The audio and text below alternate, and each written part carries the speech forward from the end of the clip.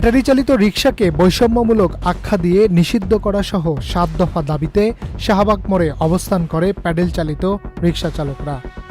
সকালে শাহবাগ, মানিক মিয়া অ্যাভিনিউ, কারওয়ান বাজার সহ রাজধানীর বিভিন্ন এলাকায় ২ ঘণ্টা সড়ক অবরোধ করে বিক্ষোভ করে প্যাডেল চালিত রিকশা চালকেরা।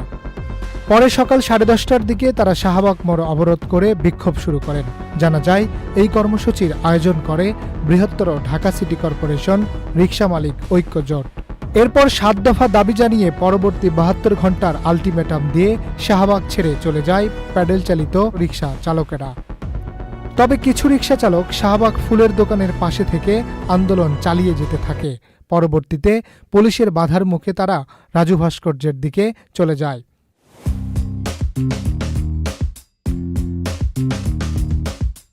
এ সময় কিছু বুঝে ওঠার আগেই বিভিন্ন অটোরিকশা চালকের গাড়ির তার ছিঁড়ে ফেলে এবং দ্রুত চলে যাওয়ার নির্দেশ দেয় প্যাডেল চালিত রিকশা চালকেরা।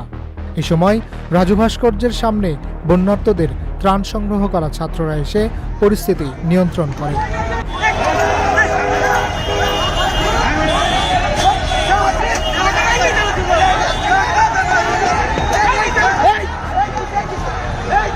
রিকশা চালকরা দাবি করেন, আগে প্রধান সড়কে অটোরিকশা চলত না চলায় প্যাডেল রিকশা পর্যাপ্ত ভাড়া পেত। এখন সব জায়গায় অটোরিকশা চলে, কেউ কিছু বলে না, ফলে তারা কোনো ভাড়া পান না। আমরা গরিব মানুষ, আমরা সংসার চালাইতে পারি না। আমাদের 10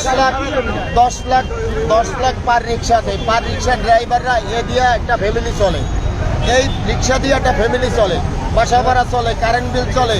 কিন্তু আমরা এখন বাজারও নিতে পারি না। এমন দিন আছে বাচ্চা কাচ্চা না খাইয়েও থাকে।